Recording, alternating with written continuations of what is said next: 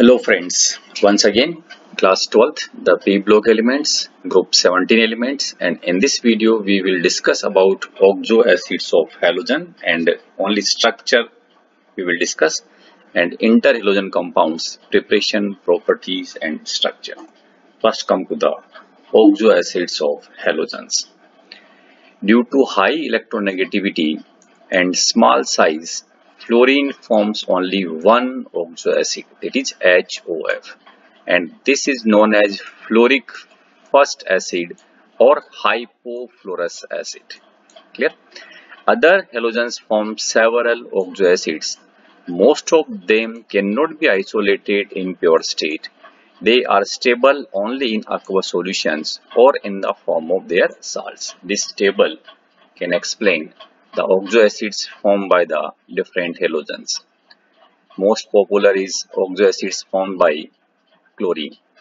Okay, that is this hypochlorous acid, chlorous acid, this is chloric acid, and this is perchloric acid.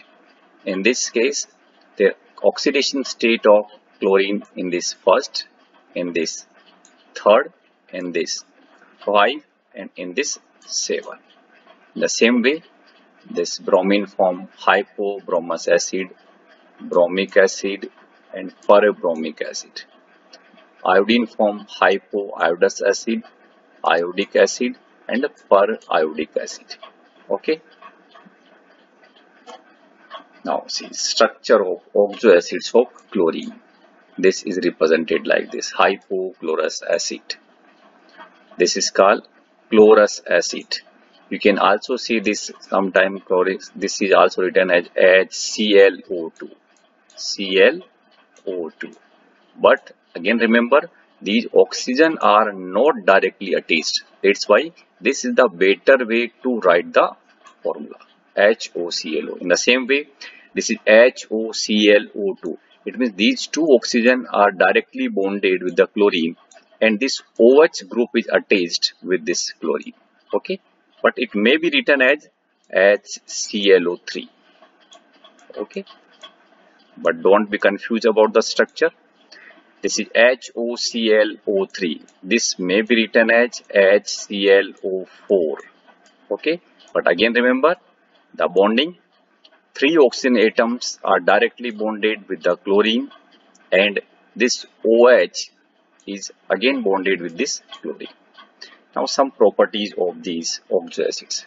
Thermal stability. Higher the oxidation state, higher the stability. Okay, in this way we can say this HClO4, the oxidation state is maximum. That's why this is most stable.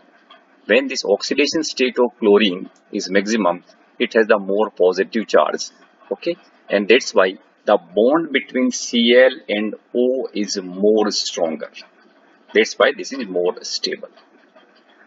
And just opposite to this thermal stability, this is the oxidizing power. This is the reverse of thermal stability. It means HClO is having the strongest oxidizing power, while HClO4 is weakest oxidizing power. This can be explained on the basis of thermal stability. This is most stable, that's why least oxidizing power. Okay. Acid strength. Acid strength depends on how easily this H plus can be removed. Okay. And after removing this H plus ion, whatever the species formed, that is conjugate base. And which conjugate base is more stable, on that basis we can decide the acid strength of these oxoacids. Okay, now we can say this is the increasing order of acidic strength. HClO4 is most acidic and HClO is least acidic. Okay, now if we can say in case of HClO4, the negative charge is dispersed on 4 oxygen atoms. That's why more the dispersion of negative charge in conjugate base, more the acidic strength.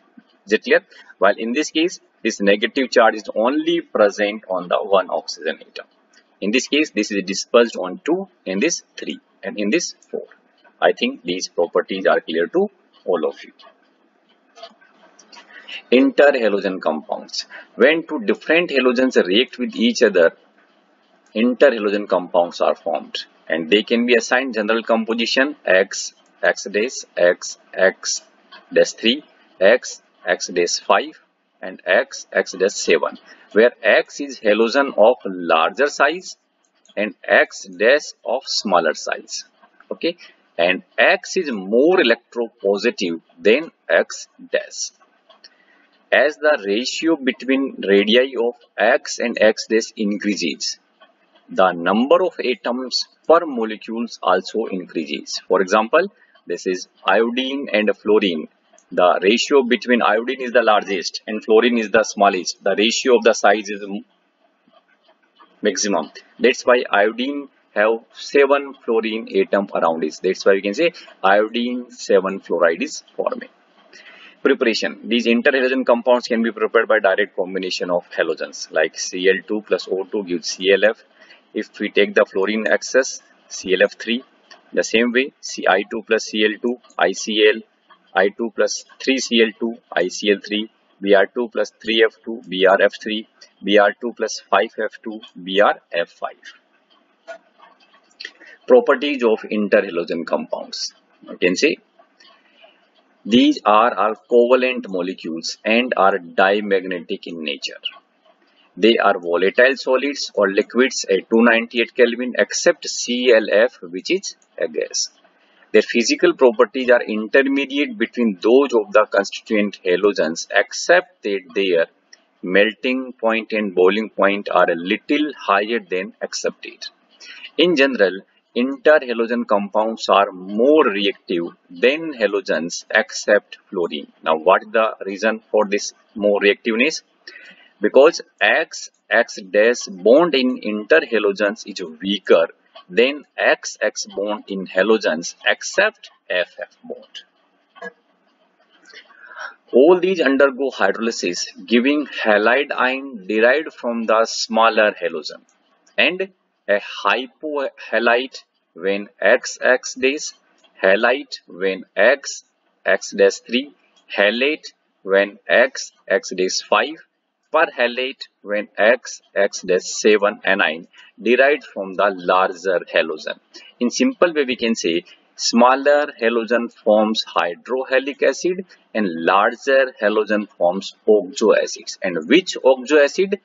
It depends on the structure of interhalogen compound.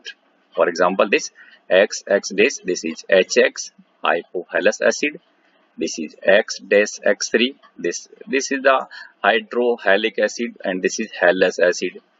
Okay. This is again X-5. This is halic acid. And X-7. This is perhalic acid.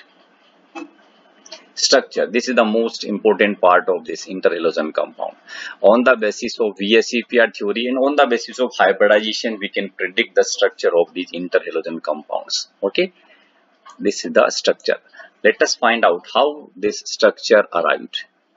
For the structure, according to the VSEPR theory, the structure depends on the total number of electron pairs. Okay, so we can find out the total number of electron pairs or number of hybrid orbitals if you want to find out the hybridization from this formula.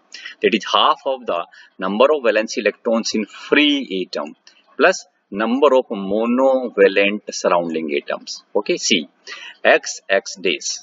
If we say number of valence electron in halogen, in this case we can say this is 7.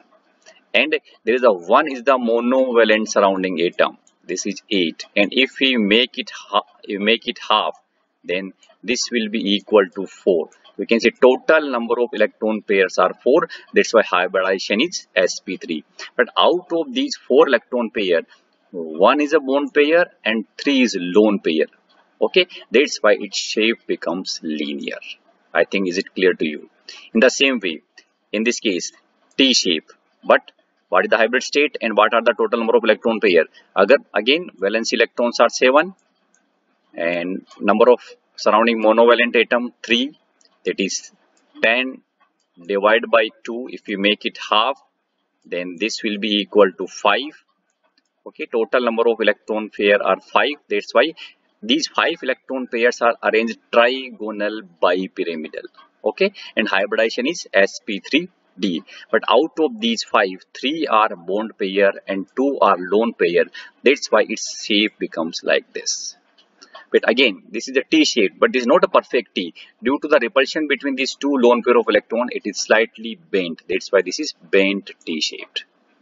In this case, x is 5. Again, with the help of this formula, you can find out the total number of electron pair. That is 7 plus 5, 12 divided by 2, 6. Means total number of electron pair are 6. Hybridization is sp3d2, and these 6 electron pairs are arranged octahedrally. Okay, and out of these 6, 5 are bond pair and 1 is lone pair. That's why its shape becomes like this, square pyramidal. Okay, in the same way, this is pentagonal bipyramidal IF7. That is 7 plus 7, 14 divided by 2, 7. Total number of electron pair are 7. That's why hybridization is sp3d3, and it is not having any lone pair of electron. That's why its shape is pentagonal bipyramidal, and this is represented by this one. Clear, student? This is the most important part of this interhalogen compounds. You have to understand how can we derive the structure. Thank you.